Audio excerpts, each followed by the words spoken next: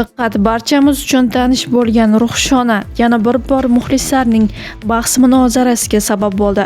Assalomu alaykum hurmatli tomoshabin, kanalimizga xush kelibsiz. Yurtimizda va jahonda sodir bo'layotgan eng so'nggi va dolzarb xabarlardan doimo birinchilardan bo'lib xabardor bo'lib turishni xohlasangiz, kanalimizga hoziroq podpisatsiya tugmachalarini bosib, videolarimiz nomida bir dona like tugmachasini ham bosib qoldirishni unutmang. Taniqli o'zbek xonandasi va aktrisa Ruhshona Instagram orqali muxlislarning savollariga javob berib, ayni paytda hech kim bilan munosabatda emasligini rasman tasdiqladi.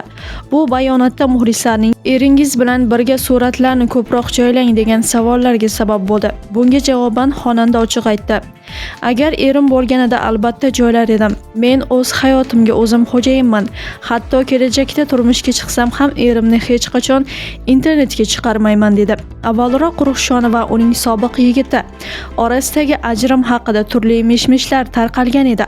Ayniqsa sobiq yigitining uning oldingi sevgilisiga qimmatbaho sovg'a iPhone 17 taqdim etgani haqidagi xabarlar muxlislarning katta shov-shuviga sabab bo'lgan edi. Ko'plab muxlislar aynan shu voqea asosiy sabab bo'lgan deb taxmin qilishmoqda.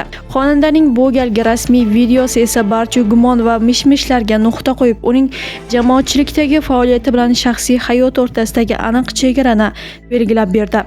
Hurmatli tomoshabin, video haqida o'z fikrlaringizni kommentariyalarda yozib qoldirishni unutmang. Kanalimizni yo'qotib qo'ymaslik uchun podpisatsiya tugmachasini ham bosib qo'yish yodingizdan chiqmasin.